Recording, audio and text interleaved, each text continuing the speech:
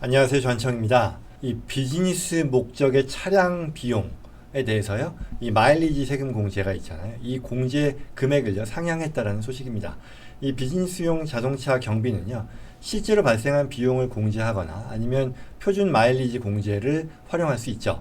실제 비용 공제라는 거는 이제 말 그대로 세차비, 뭐 가스비, 보험료, 수리, 유지비, 주차, 리스, 뭐 이런 감가상각 다 포함하는 어떤 실제 자동차 관리 및 유지에 필요한 비용을 경비로 처리하는 그런 방식을 말하고요. 이에 반해 표준 마일리지 공제 방식이라는 것은 뭐 이것저것 따지는 거 다 번거로우니까 비즈니스로 사용한 거리, 마일리지만 확보를 하고요. 마일당 얼마씩 비용 인정을 받게 해준다라는 어떤 IRS의 방침에 따라서 선택하는 건데요. 보통 이제 비즈니스 차량을 사용하는 데 있어서 공제 방식으로 이 둘 중에 하나를 쓰게 됩니다. 그리고 이제 어느 정도 규모가 되는 이 회사들의 직원 이제 비즈니스용 차량을 사용했을 때 쓰는 방식은요. 이 업무용 차량 이용이죠. 이때는 표준 마일리지 방식을 씁니다.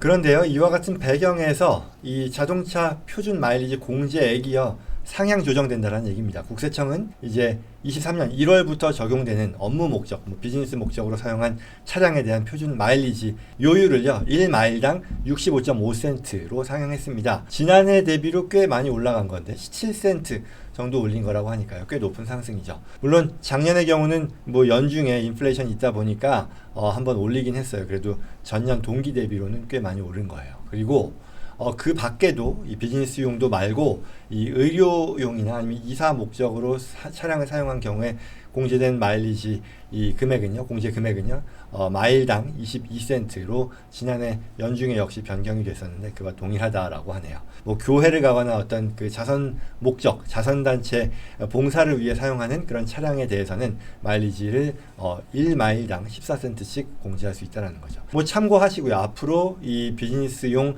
차량 사용에 있어서 이 감안하는 게 필요하겠죠. 특히 이제 일을 하다 보면 주변에서요. 뭐 이런 질문들 많이 하시죠. 내가 비즈니스 목적으로 이 공제를 받는 데 있어서 뭐 개인 명의로 차를 사면 좋으냐 아니면 법인 명의로 사는 게 더 좋으냐 뭐 이런저런 관련 질문들이 있는데요. 중요한 건 차량을 누가 소유했느냐 법인이 소유했느냐 뭐 이런 게 아니라요. 실제 그 차량의 사용이 비즈니스 목적으로 합당하게 사용되었는지 그리고 그게 기록으로 남겨져 있는지 그때그때 이걸 이제 로그쉿이라고 하는데요. 그걸 가지고 평가한다라는 거죠. 그래서 이제 로그시트를 통해서요. 이 비즈니스 목적으로 내가 언제 얼마만큼 마일리지를 썼다라는 게 나오게 되면 그때 그 이후에 그 마일리지에 대해서 해당되는 그 실비가 됐건 아니면 표준 마일리지 방식이 됐건 둘 중에 하나를 선택해서 비용 공제를 하게 되는 거죠. 다음 소식입니다. 이 사무실 복귀를 요구하는 고용주와 이 재택근무를 계속하겠다라고 하는 직원들 간의 갈등이 고조되고 있다는 그런 얘기입니다. 팬데믹 이후에요 트렌드로 자리 잡은 이 재택근무에 대해서 이 고용주들이 반감이 점점 더 쌓여가는 거. 그래서 직원들과의 갈등이 고조되고 있다라고. 월스트리트저널은요 최근 기사를 통해서 이 고용주들이 이 사무실 책상이 계속 공석으로 남아있는 것들을 지켜보는 데 있어서 인내심을 점점 잃어가고 있다라고 하면서 이 직원들에게 이 사무실 복귀를 해라라고 명령하는 그런 업주들이 늘고 있다고 하네요. 특히 이제 일부의 고용주들은요, 이 언제까지 사무실 복귀를 준수하지 않을 경우에는 해고하겠다라는 그런 통첩까지도 하고 있다고 합니다. 예를 들어 이 금융투자회사죠. 굉장히 큰 회사인데 뱅가드라는 회사 있죠. 여기 임원들이요. 이제 지난달부터 이 직원들이 주 3일 출근하는 그런 방식으로 이제 하이브리드 방식일 텐데 이 근무 지침을 내렸는데 이게 잘 지켜지지 않는다라고 하면서 지키지 않음으로써 이걸 준수하는 직원들 간의 어떤 불평등 문제가 발생했고요. 또 더 나아가서 이게 추가로 실무적으로도요. 대면 협업이 필요한다거나 아니면 뭐 네트워킹 같은 것들을 통해 이점을 얻을 수 있는데 이런 것들을 실현하기 어려웠다라고 어떤 공지를 통해 회사의 분위기를 전달했다고 합니다. 그래서요 이제 사무실 복귀 지침을 이제 준수하지 않으면 몇 주 안에 해고될 것이다 라고 통지했고요. 퇴직금도 받지 못한다 라고 했다네요. 그래서 물론 이에 대해서 회사 일부 직원들이 공식적으로 맞서고 있는 그런 상황이라고 합니다. 자, 그러면 이제 왜 이러는 거냐, 단순히 뭐 회사 가기 싫어서 그러는 거냐, 이건 아닌 것 같다는 거고요. 물론 재택근무를 선호하는 그 직원들의 입장에서 보면 사무실 내 어떤 통근이라던가 이런 것들이 비생산적인 시간이라는 것이고 또 사무실 내에 근무라는 것도 결국 그만큼 더 효율적이거나 아니면 생산적이냐라고 하면 그렇지 않다라는 그런 이유를 대고 있는 거죠. 반면에 고용주들의 입장은 그와 반대일 텐데요. 어떤 특정 사안에 대한 이슈들을 해결하는 그룹 지성을 활용한다는 점에서나 아니면 또는 뭐 새로운 직원들, 신입 직원들을 교육하는 그런 부분들에 있어서나 기업의 문화죠.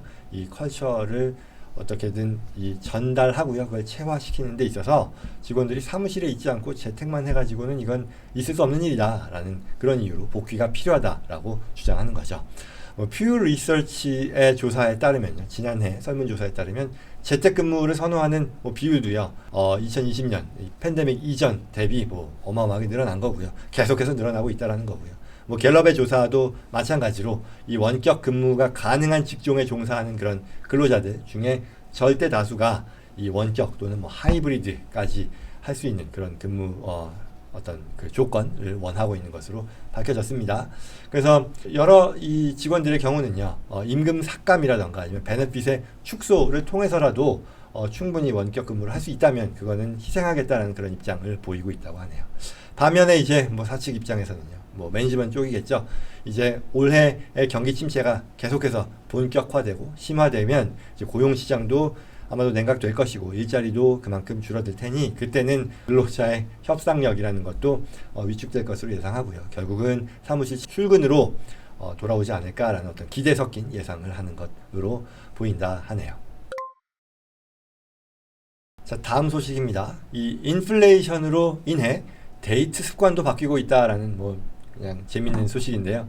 요즘 이 모든 물가가 다 치솟고 있죠. 이런 상황에서 커플들의 이 데이트 비용도 어떤 실질적인 구매력이라는 측면에서 줄어드는 거잖아요. 그 결과 이 데이트 방식의 변화가 이어지고 있다라는 그런 기사입니다. 데이팅 어플이죠. 틴더를 소유한 매치라는 회사에서요. 싱글 5,000명을 대상으로 조사를 했는데 데이트 비용이 일단 늘었고요. 그리고 많은 어떤 젊은이들, 싱글들에게 이와 같은 데이트 비용의 인상이 부담으로 작용하고 있다라는 그런 조사가 있었네요. 이에 따라 응답한 사람들의 거의 80% 이상이요. 이제는 좀 더 캐주얼한 어떤 첫 데이트를 선호한다라고 했다는데요. 예를 들어 산책과 운동 등의 활동을 선호한다. 그리고 또 가스비를 아끼기 위해서 집에서 가까운 곳에 데이트 장소를 정하려고 한다. 또 음식점이나 카페가 아니라 데이트 시에 이제 집에서 만든 음식, 집에서 한다라는 건데 이게 저렴해서 즐길 수 있다라는 얘기인 것 같습니다. 그래서 혹자들은 이와 같은 어떤 추세, 앞서 말씀드린 추세를 인플레 데이팅이라고 또 명명하기도 했다네요. 재밌는 거는 첫 데이트 비용이요. 이것 또한 부담스러워서 화상으로 먼저 한번 얘기해보자 라는 그런 비율도 부쩍 늘었다라고 하는데요. 팬데믹 전에는요.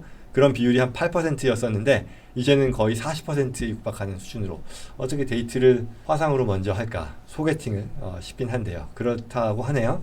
그래서 경제 상황 악화와 인플레이션 등으로 인해 물론 완전히 이제 데이트를 안 하겠다 이런 상황이 연출되는 건 아니지만 그와 맞먹는 수준으로 어떤 데이트의 소극적인 그런 모습이 앞으로 지속될 것 같다라고 조사 결과가 말하고 있다 합니다.